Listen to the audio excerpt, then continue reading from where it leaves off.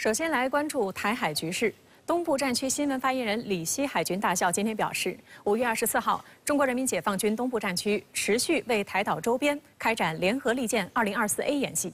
岛链内外一体联动，检验联合夺权、联合打击、要域战控能力。同时，军警一体化同步推进。今天上午，海警2304舰艇编队为台岛以东海域开展综合执法演练。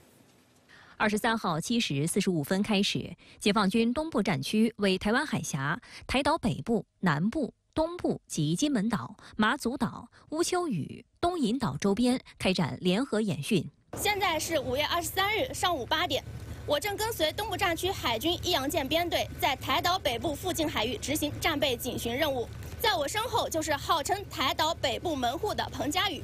战区联合作战指挥中心下达行动指令后，东部战区海军多个驱护舰编队向台岛周边海域多个方向高速机动，塑造全向围岛抵近进逼之势。各舰按计划抵达目标海域后，迅速展开战斗部署，主副炮、导弹等5倍系统随时做好打击准备。舰艇编队融合多元情报信息及海空当面态势，迅速捕获并锁定目标，开展多类型武器、多维度立体饱和式模拟打击。东部战区空军出动数十架次战机成体系实施环岛战巡、绕外岛巡航。抵达任务空域后，各型战机依托联合情报支撑，灵活采取各类战术动作，抵近台岛周边战巡。在陆军和火箭军的支援掩护下，多机型编组、满挂实弹，飞赴预定空域，建立多个打击阵位，协同驱护舰、导弹快艇模拟打击敌高价值军事目标和侦巡舰机。那这个巡航呢，就不是一般的作战飞机的巡航，它包括了警戒的飞机，也就是预警机。由于你这个时间比较长，区域比较大，可能还有加油机。那在这个巡视的过程中呢，可能还会受到电子的干扰。那我们也有电子对抗的这些飞机，所以在这个过程中啊，实际上就是要对空中进行相应的封锁。那这个空中呢，又是和海面或者是水面的这些舰艇相配合的，所以它体现了空海的这种联动，实际上就是使外边的飞机、军机啊，还有军舰不能够靠近台湾岛，就是把它封起来，形成一个孤岛。按照东部战区新闻发言人李希海军大校发布的消息，此次演习为期2天，陆军、海军、空军、火箭军等均参与。重点演练的科目包括联合海空战备警巡、联合夺取战场综合控制权、联合精打要害目标等。舰机抵近台岛周边战巡，岛链内外一体联动，检验战区部队联合作战实战能力。东部战区更是直截了当地点明，此次演习是对台独分裂势力谋独行径的有力惩戒，对外部势力干涉挑衅的严重警告。特约评论员石红向深圳卫视分析，此次演习的代号命名大有玄机。2022年8月，为反制时任美国会众议长窜台，解放军开展了首次环台岛演习。当时没有设置演习代号，而是称为多军兵种联合战备警巡和实战化演练。去年蔡英文窜美后，解放军进行了环台岛战备警巡和联合利剑演习。石红认为，此次赖清德520演说后，解放军再次举行联合利剑演习，并且在代号上加上了字母 A， 表明今年的演习可能是成系列举行的。演习代号都能够看出来是把联合呢放在首位啊，那就很强调联合作战。利剑所传递出来的对台独势力的震慑，以及呢对外部干涉势力的震慑，那大家呢就可以看到，这些演习针对性呢是特别强，目的呢就是打独促统。既然多了一个字母那就表明呢，今年的联合利剑演习呢很可能是系列的。联合利剑它是大的系列演习里边套着小的系列演习，也就是说呢，今年的联合利剑演习可能会分 A、B、C 等等。那么再看看去年还进行了联合利剑演习这也就表明联合利剑演习呢是常态化也是呢年度性的。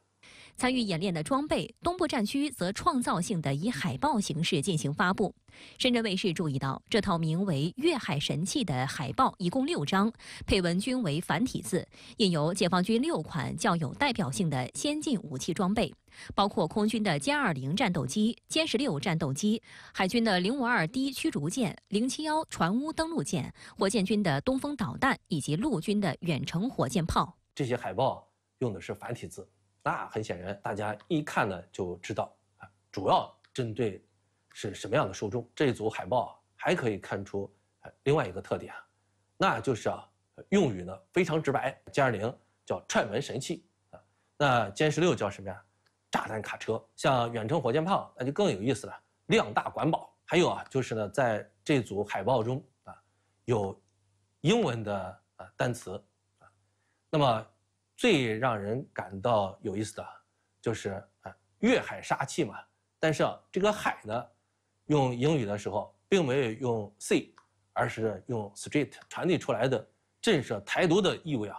是更加的强烈了。值得注意的是，演习开始后不久，东部战区发布联合利剑 2024A 演习区域示意图，演习区域被清晰地标注在台岛周边，一目了然，对台形成了合围之势。军事专家分析指出，从图中不难看出，此次联合演习呈现出多方向、多区域的特点，展现解放军具备对全岛全方位无死角打击能力。这次我们这样一个多项多域的联合演习呢，可以说它有一个本岛和外岛的这样一个通盘的筹划，也有一个点线面的这样一个总体设计和考虑。所谓点呢，就是我们这次打击的目标非常明确，不是针对台岛的民众，而是直抵直击台岛的首恶的台独分子。如果我们看一看这个地图北部、南部和东部所有这些要害目标的点连成了一个强大的火力线，而这条火力线就像一个绳索，而这条锁链呢，可以把台独死死地锁住。具体而言，在台岛北部进行演练，不仅是对台北政治和军事的重要目标进行威慑，还是对民进党当局的一个敲打。在台湾岛东部进行演练，是为了阻断3条线，分别是台湾能源进口的生命线、台独势力想要逃避制裁向外逃窜的逃跑线，以及美国及其盟友向台独势力提供援助的支援线。在台湾岛南部进行演练，可以从3个方面来看。一是政治上痛击台独的大本营，我们知道台南是台独势力的大本营；二是经济上对台湾岛进行封锁。临近台湾岛南部的高雄港它是台湾的第1大港，因此演习具有掐住高雄港这个台湾的海上门户，沉重打击台湾对外贸易的这样一个意味。第3是军事上，我们知道高雄港是台湾海军重要的一个驻扎地，所以这一次演习就表明，解放军能够把台湾当局的海军牢牢困在港内，是对台独势力以武谋独幻想的一个有力的震慑。张弛指出，东部战区此次为台岛周边演习呈现3个新。面对台独分裂势力挑衅，本次演习形成反切香肠新常态，重点演练了对台湾岛进行封锁的新模式，是对台独分裂势力的有力惩戒和警告。此外，相较此前几次环岛演训，这次演习取得了新突破，范围进一步扩大，包括乌修屿、东引岛等台湾外岛。位于闽江入海口东北方向的东引岛，与福州市隔海相望，是民进党当局监控大陆海警船和军舰在附近海域活动以及出入闽江口的重要据点，战略位置非常重要。加之其地形非常险要，民进党当局一直将东引岛视为对抗大陆的重要军事据点。岛上不仅常年有台当局军事人员驻扎，还建有导弹发射基地和雷达基地。与东引岛情况类似，乌丘屿也是一座距离大陆并不远的军事堡垒。近年来，同样成为民进党当局刻意打造出来对抗大陆的桥头堡。这些岛屿是属于中国固有的领土那在这个就是军事上发生冲突的时候，或者有军事行动的时候，那他就要考虑，就是他在这个军事冲突中所产生的作用和影响。那如果你在这个岛上部署平台，比如说导弹或者是雷达的话，那我可能根据需要就要对它进行打击，或者是我要进行这种相应的封锁。深圳卫视注意到，中国海警23号一早紧随东部战区宣布，福建海警组织舰艇编队当天开展了综合执法演练，位置正是在乌丘屿东引岛附近海域。中国海警当天发布的此次演训示意图显示，福建海警14606编队在乌丘屿周边呈绕航之势，离大乌丘岛最近时仅有2.8海里，离小乌丘岛最近时仅有3海里。而在东引岛方向，福建海警14607编队离东引岛最近时仅有3.1海里。两个方向的行动均有力地粉碎了台当局所谓的限制水域一说。观察指出，中国海上执法力量此次与东部战区各军兵种在台湾海峡的同框行动，无疑具有历史性意义。中国海警绕乌丘屿东引岛巡航，并进入所谓限制水域，而东部战区的主战舰机则在外绕航绕飞，策应海警舰艇突入执法巡查，体现出高超的设计感和高效的协同性，展现军警协同的升级，震慑敲打意图十分明显。乌丘屿和东引岛作为台湾省的外岛，它们的地理位置十分重要，是勘治台湾海峡的交通要道。台军将其视为台海防御作战的最前哨。这一次，我们的舰艇的活动进一步挤压了台军的活动空间，用意就是要清晰地告诫赖清德当局，台独只能是死路一条。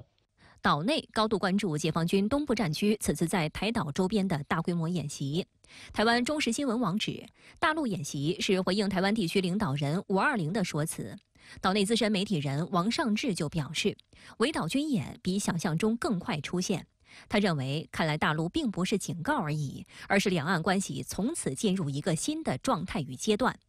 对于解放军为台岛周边开展联合利剑 2024A 演习，台防务部门却嘴硬表示事先预料到这一情况，并全面掌握解放军动向，引发岛内舆论批评。有台湾网友直言，赖清德硬要把台湾拉进战场的边缘。另外，有台媒注意到，大陆官方媒体发布了解放军演习现场喊话台舰的视频，警告台军不要为台独卖命，以武拒统只有死路一条。中国台湾937线，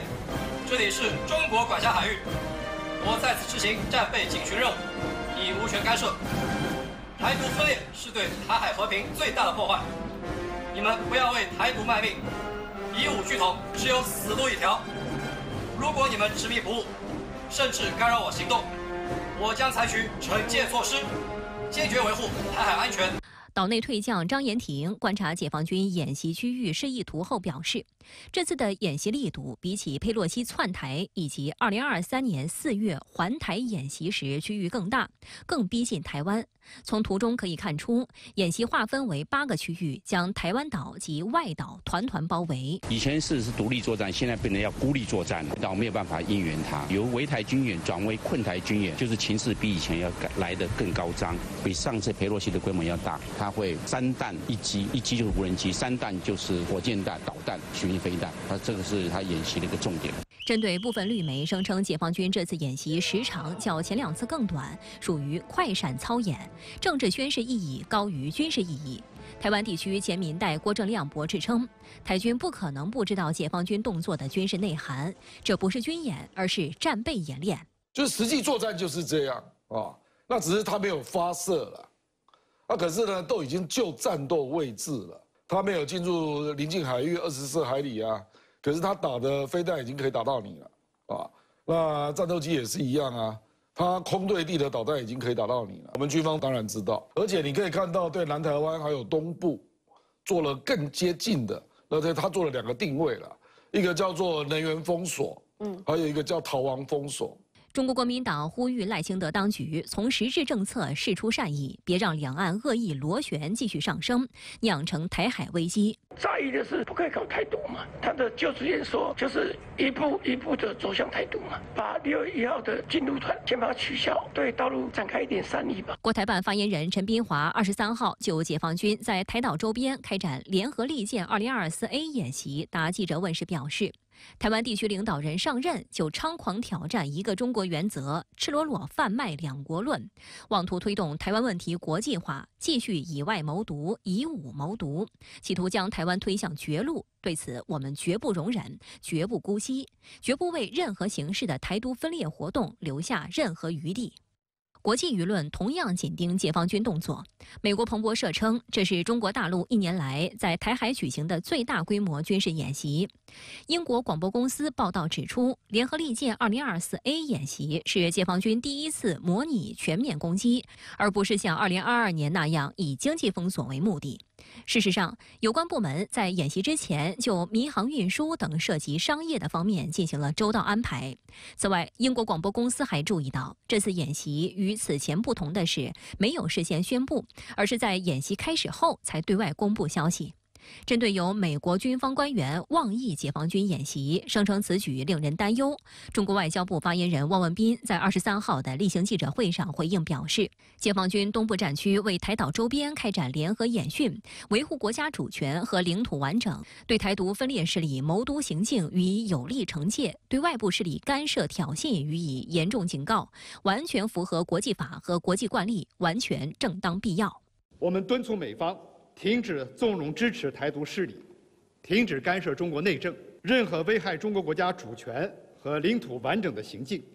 都必将遭到中方坚决有力回击。针对近期美台不断强化军事勾连，20号商务部发布公告，将美国波音防务等多家美国企业列入不可靠实体清单。时隔1年，中方再次启用该清单，引发外界关注。在23号的商务部例行记者会上，发言人回应称，这是中方正常执法行为，并强调遭制裁的3家美企屡次对台销售进攻性武器，严重破坏台海和平稳定。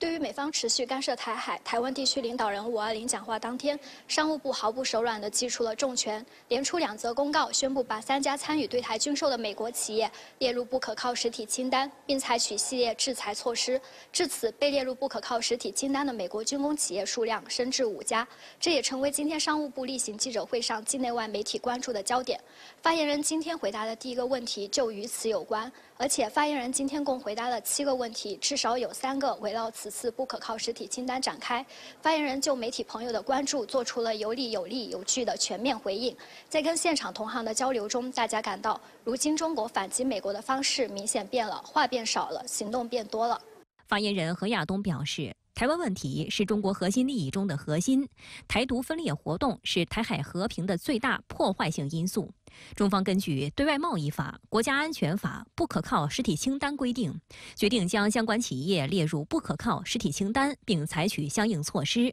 是中方依法采取的正常执法行为。屡次对台销售导弹、军用无人机、坦克等进攻性武器，以此纵容支持台独分裂势力，严重损害中国国家安全，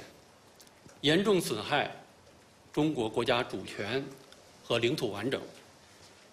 严重违背一个中国原则和中美3个联合公报规定，严重破坏台海和平稳定。深圳卫视注意到，商务部此次除了将3家美企列入不可靠实体清单外，还公示了另一家美国公司的合规风险。观察指出，这显示了中方制裁的穿透性极大增强，针对清单企业的产供链进行精准打击。根据商务部公示，美国凯普拉格斯公司将自中国采购的货物转移至不可靠实体清单中企业。境内企业与美国凯普拉格斯公司开展出口业务时，应当注意识别违规转移的风险。对此，商务部在23号的记者会上也就此进行了进一步的说明。具体包括核实交易信息和最终交易对象，要求境外交易方承诺不会将自中国采购的货物、技术、服务等转移至不可靠实体清单中企业等。美国凯普拉格斯公司是一家塑料制品公司，主营产品包括保护盖、保护塞、保护网、保护管等。分析认为，对这家公司的外贸业务发出警告尚属首次，显示监管能力建设正在不断增强，对其后续影响的评估有助今后充分发挥清单机制的制裁效力。同时，这次中方出手的力度较为克制，对中国供应商实施了有效保护。事实上，实体清单被认为是大国的标配，而这一机制近年来多次被美国滥用。根据美国商务部今年1月公布的所谓实体清单报告，目前共有约800家中国企业被纳入，其中约300家是拜登上台后加入的，显示美方滥用这一机制的力度不断增强。因此，中方必须启用这一机制进行对等反制，来保护自身合法权益，也让美方有所忌惮。这与美方滥用该机制有着本质上的区别。实际上，中国的不可靠实体清单规定于2019年酝酿提出，2020年正式公布内容，2023年才首次启动实施。这一过程本身就充分说明中方使用这一法律武器的审慎态度。此次商务部依据不可靠实体清单对相关外方实体采取措施，也反映出我们未来在对外的这种坚决维护国家主权和合法权益方面，也会走更加法治化、更加机制化、有法可依、有法必依的道路。据路透社22号引述知情人士报道称，由于中方监管机构对驾驶舱语音记录仪电池的审查，波音向中国的飞机交付近几周被推迟。报道提到，中国民用航空局正对飞机搭载的25小时驾驶舱语音记录仪内的电池进行审查。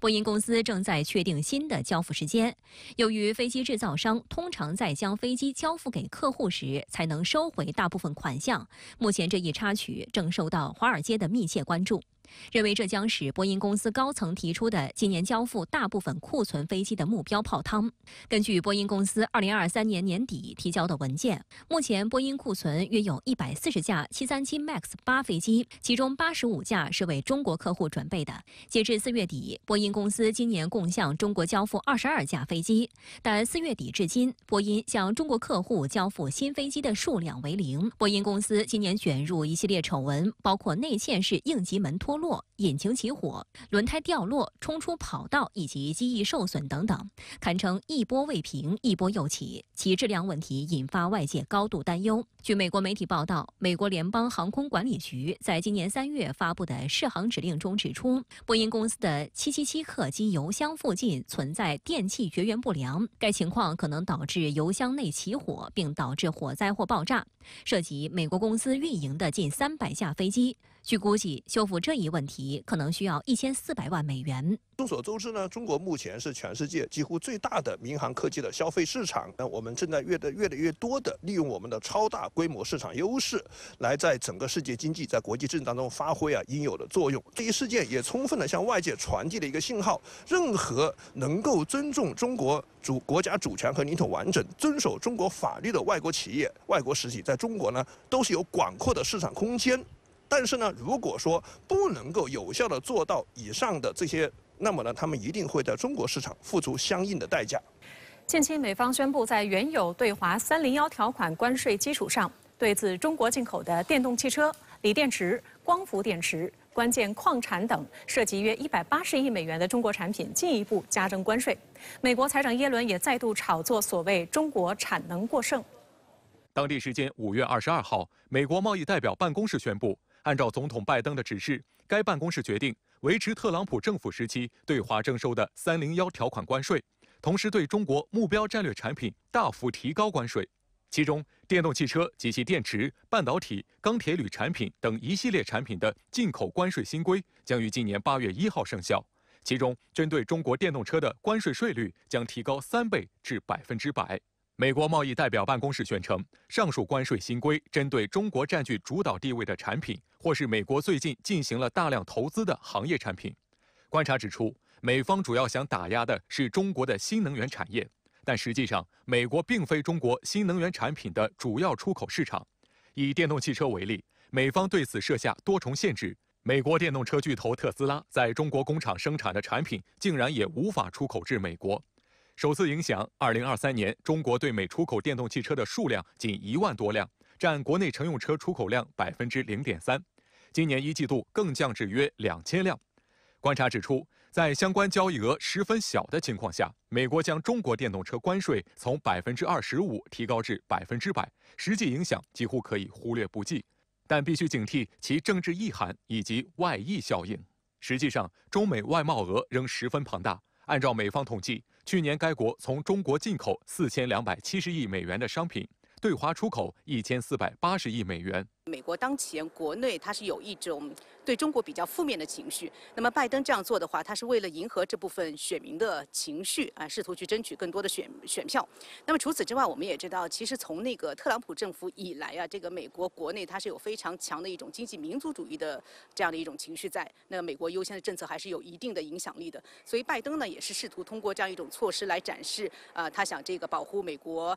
制造业，来保护美国工人利益的他的一种决心。此前有经济学家测算显示，美国征税的额外关税大部分是由美国的消费者或者企业买单。美国高盛集团首席执行官戴维·所罗门日前在波士顿学院举行的一场活动上提醒，美国需要应对更加严峻的通胀，美联储今年不会降息。他认为，美国的通胀仍在不断的累积，所有的东西都更贵了，这会抑制消费，进一步加剧经济放缓的风险。美国商务部公布的该国第一季度 GDP 增长率为1.6%，显著低于市场预计的2.5%。多家机构认为，这显示美国经济软着陆的难度增大。而同期，中国经济企稳向好的态势明显，增加了防御美方关税战的底气。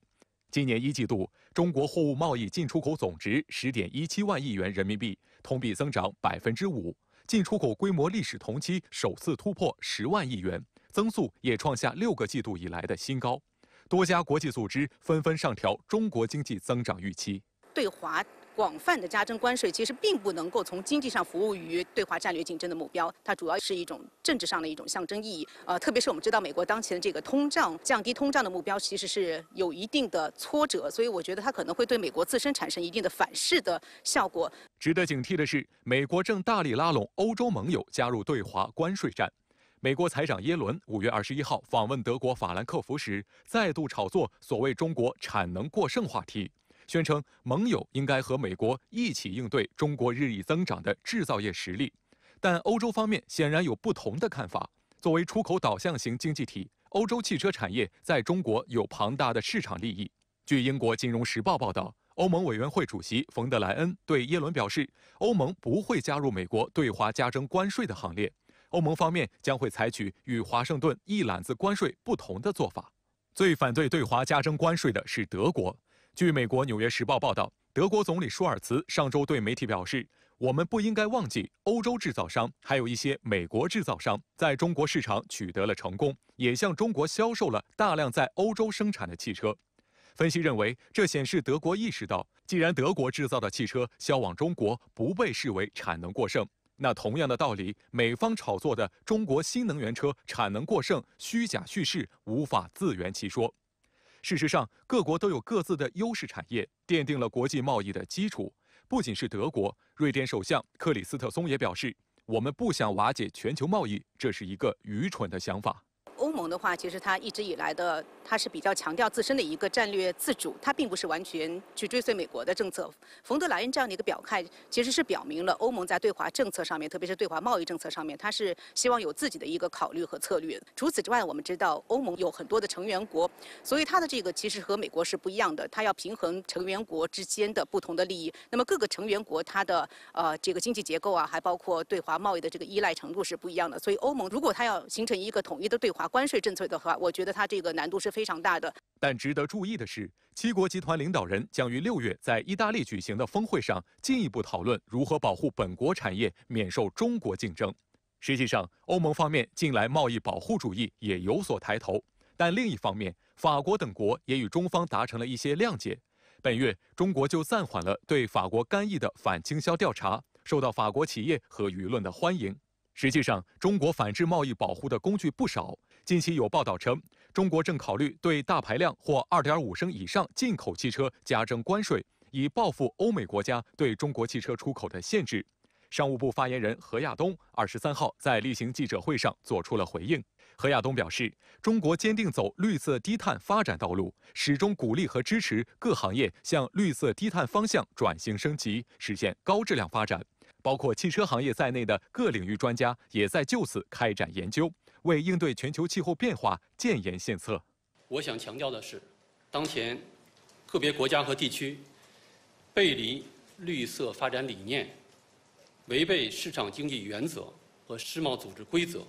在新能源汽车领域出台了一些限制措施。我们认为这些措施只会损害本国消费者利益，影响全球绿色转型和应对气候变化的努力。